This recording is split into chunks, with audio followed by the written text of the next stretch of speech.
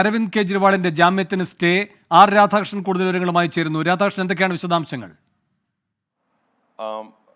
E D ആണ് ഇക്കാര്യത്തിൽ തങ്ങളുടെ ഹർജി അടിയന്തരമായിട്ട് പരിഗണിക്കണമെന്ന് ആവശ്യപ്പെട്ടത്. ഇ ഡിയുടെ ആവശ്യം പരിഗണിച്ചുകൊണ്ടാണ് കോടതി ഏതെങ്കിലും വിധത്തിൽ ഒരു തീരുമാനത്തിലേക്ക് പോകുന്നതിന് മുൻപ് ഉള്ള നടപടി എന്ന വിധത്തിൽ ഈ സ്റ്റേ അനുവദിച്ചിരിക്കുന്നത്.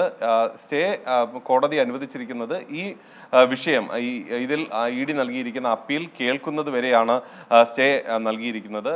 കെജ്രിവാളിന്റെ ഇന്നലെയാണ് റോസവനി കോടതി അദ്ദേഹത്തിന് ജാമ്യം അനുവദിച്ചത്. ആ ജാമ്യം പക്ഷേ ഇന്ന് സ്റ്റേ ചെയ്ത സാഹചര്യത്തിൽ ഇന്ന് കെജ്രിവാളിന് പുറത്തിറങ്ങാൻ സാധിക്കില്ല. കള്ളപ്പണ ഇടപാടും ഈ മദ്യനയ അഴിമതിയുമായി ബന്ധപ്പെട്ട കള്ളപ്പണ വിനിമയം അതുമായി ബന്ധപ്പെട്ട് ഇ ഡി രജിസ്റ്റർ ചെയ്ത കേസിലാണ് ഇന്നലെ ജാമ്യം അനുവദിച്ചത്. ഇക്കാര്യത്തിൽ ഇ ഡി ശക്തമായിട്ടുള്ള എതിർപ്പ് ഉന്നയിച്ചെങ്കിലും തെളിവുകൾ കൃത്യമായിട്ടില്ല എന്ന കാരണം ചൂണ്ടിക്കാട്ടി അവധിക്കാല ജഡ്ജി ജാമ്യം അനുവദിക്കുകയായിരുന്നു. തുടർന്നാണ് ഇ ഡി അത് 48 മണിക്കൂർ സ്റ്റേ ചെയ്യണം, തങ്ങൾക്ക് അപ്പീൽ നൽകാനുണ്ട് എന്ന് വാദം മുന്നോട്ട് വെച്ചത്. അതും കോടതി അനുവദിച്ചിരുന്നില്ല. തുടർന്നാണ് ഇന്ന് രാവിലെ ഈ ഹർജി ഹൈക്കോടതിയിൽ മെൻഷൻ ചെയ്തത്. ഈ ഹർജി അനുവദിച്ചില്ലെങ്കിൽ അഥവാ ജാമ്യം സ്റ്റേ ചെയ്തില്ലെങ്കിൽ അന്വേഷണത്തെ അത് പ്രതികൂലമായിട്ട് ബാധിക്കും എന്ന വാദമാണ് മുഖ്യമായിട്ടും ഉന്നയിച്ചത്. ഇതുമായി ബന്ധപ്പെട്ടുള്ള നടപടിക്രമങ്ങളിൽ അരവിന്ദ് കെജ്രിവാളിന്റെ ജാമ്യ ഹർജി കേൾക്കാം എന്ന് ജാമ്യ ഹർജിക്ക് എതിരായിട്ടുള്ള അപ്പീൽ കേൾക്കാം എന്ന് ഹൈക്കോടതി സമ്മതിച്ചിരിക്കുന്നു.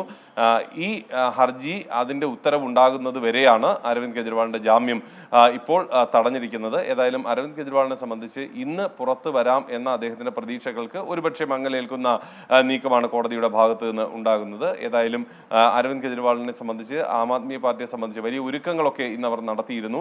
നിലവിലുള്ള സാഹചര്യത്തിൽ ഒരുപക്ഷെ അതെല്ലാം മാറ്റിവെക്കേണ്ടി വരുന്ന വിധത്തിലേക്കാകും കാര്യങ്ങൾ. വേണം രാധാകൃഷ്ണൻ, ഈ അവധിക്കാല ജഡ്ജി നയി ബിന്ദു കഴിഞ്ഞ ദിവസം 7 മണി ഇതിൽ വിശദമായ വാദം കേട്ട് 7 മണിക്ക് ഈ പറയുന്ന വിധി പുറപ്പെടുവിക്കുന്നു, ഇ ഡിയുടെ ആവശ്യം തള്ളിക്കൊണ്ട്.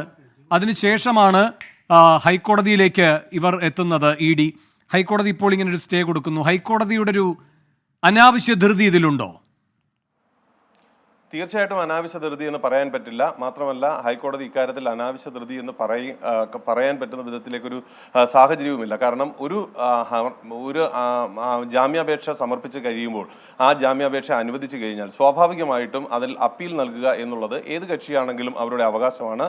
അത് പ്രകാരം ഹൈക്കോടതിയെ സമീപിക്കുമ്പോൾ ഹൈക്കോടതി ആ കേസിൽ ഏതെങ്കിലും വിധത്തിലുള്ള ഒരു പ്രാധാന്യം ഉണ്ട് എന്ന് ബോധ്യപ്പെടുന്ന സാഹചര്യമുണ്ടെങ്കിൽ സ്റ്റേ അനുവദിക്കുക, താൽക്കാലികമായ സ്റ്റേ അനുവദിക്കുക എന്നുള്ളത് സ്വാഭാവിക നടപടിക്രമങ്ങളാണ്. കാരണം ആ ഹർജിയിലെ വാദങ്ങൾ പൂർണ്ണമായിട്ടും കേൾക്കാനുള്ള സമയം കോടതിക്ക് ആവശ്യമായിട്ട് ഉണ്ട്. അതുകൊണ്ട് ഏതെങ്കിലും വിധത്തിലുള്ള ഒരു മുൻവിധിയോടുകൂടിയുള്ള ഒരു സമീപനം കോടതിയുടെ ഭാഗത്ത് നിന്ന് ഉണ്ടായെന്ന് പറയാൻ സാധിക്കില്ല. മറിച്ച് ഈ കേസുമായി ബന്ധപ്പെട്ടിട്ടുള്ള നടപടിക്രമങ്ങൾ പൂർത്തിയാക്കാൻ അത് കോടതി പറഞ്ഞിട്ടുണ്ട്. ഇന്ന് തന്നെ ഈ വിഷയത്തിലെ ഹർജി പരിഗണിക്കാൻ ശ്രമിക്കാമെന്ന് കൂടി കോടതി പറഞ്ഞിട്ടുണ്ട്. അങ്ങനെയുള്ള ഒരു സാഹചര്യത്തിൽ അതുവരെ ഈ നടപടിക്രമങ്ങൾ പൂർത്തിയാകുന്നതുവരെ ഉള്ള ഒരു ഈ ജാമ്യാപേക്ഷയിലുള്ള അല്ലെങ്കിൽ ജാമ്യത്തിന്മേലുള്ള ഒരു സ്റ്റേ എന്ന് മാത്രമേ നമുക്ക് ഈ ഘട്ടത്തിൽ പറയാൻ സാധിക്കുകയുള്ളൂ. തീർച്ചയായിട്ടും ഹൈക്കോടതി റോസവനി കോടതി കൈക്കൊണ്ട നിലപാടുകൾ അതിൽ ഏറ്റവും പ്രധാനപ്പെട്ടത് തെളിവുകൾ ഇല്ല എന്നുള്ളതും സാക്ഷിമൊഴികൾ നൽകിയിട്ടുള്ളവർ പ്രതിപട്ടികയിലുള്ളവരായിരുന്നു എന്നതും അടക്കമുള്ള കാര്യങ്ങൾ ഈ കോടതിയും പരിശോധിക്കും.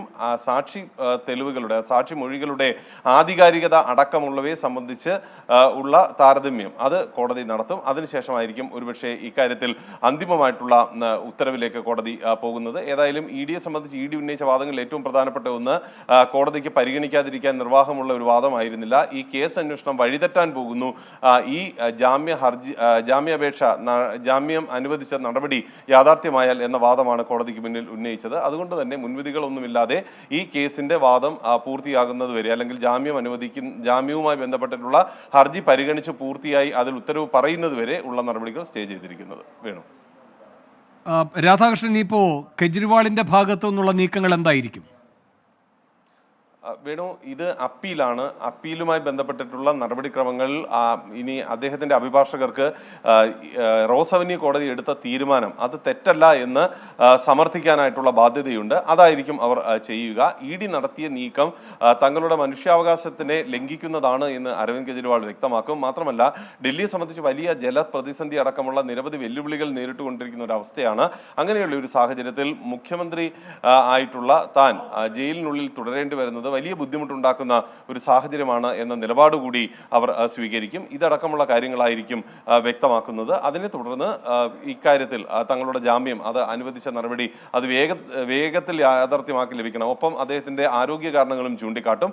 അതടക്കമുള്ള കാര്യങ്ങളുടെ അടിസ്ഥാനത്തിൽ ജാമ്യം അനുവദിച്ച നടപടി അത് വേഗത്തിൽ അനുവദിച്ച് നൽകണം എന്നുള്ള ആവശ്യമായിരിക്കും അവർ ഉന്നയിക്കുക. വേണു. ശരി, ആർ രാധാകൃഷ്ണനാണ് വിവരങ്ങളുമായി ഡൽഹിയിൽ നിന്ന് ചേർന്നത്. കേജ്രിവാളിന്റെ ജാമ്യത്തിന് സ്റ്റേ നൽകിയിരിക്കുകയാണ് ഇപ്പോൾ ഡൽഹി ഹൈക്കോടതി.